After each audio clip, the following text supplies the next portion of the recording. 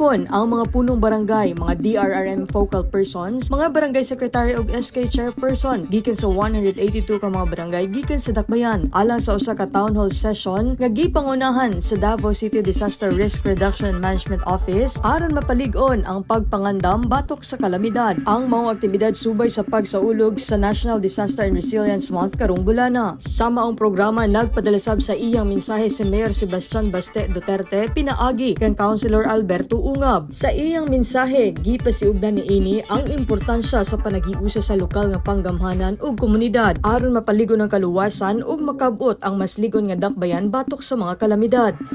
May this town hall session ignite a spirit of collaboration among every one of us to be proactive champions in promoting safety and disaster preparedness in our communities and to advance our shared commitment to building a safer, more resilient, and more peaceful Davao City for years to come.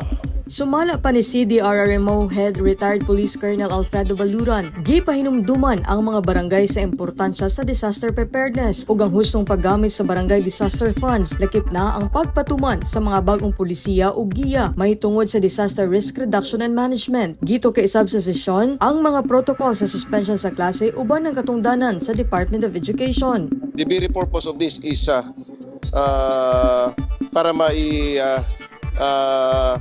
reiterate nato no sa ato ang mga punong barangays on the preparedness no on preparations for disasters. Gibutyag sab niini ang plano sa ilang buhatan kapag organisa sa pagbansay sa mga disaster volunteers matag purok aron sa mas paspas nga pagtubag sa mga emerhensiya. Samtang gipahinumduman sab ang tanang mga Dabawenyo sa pag-apil sa mga aktibidad alang sa National Disaster Resilience Month sama sa mga trainings, blood donation drive ug tree planting activity. Isip kabahin sa pagpaningkamot sa pagtukod og mas lig-on ug mas andam nga dakbayan. Potpot Maranyon, Madeo, Davao.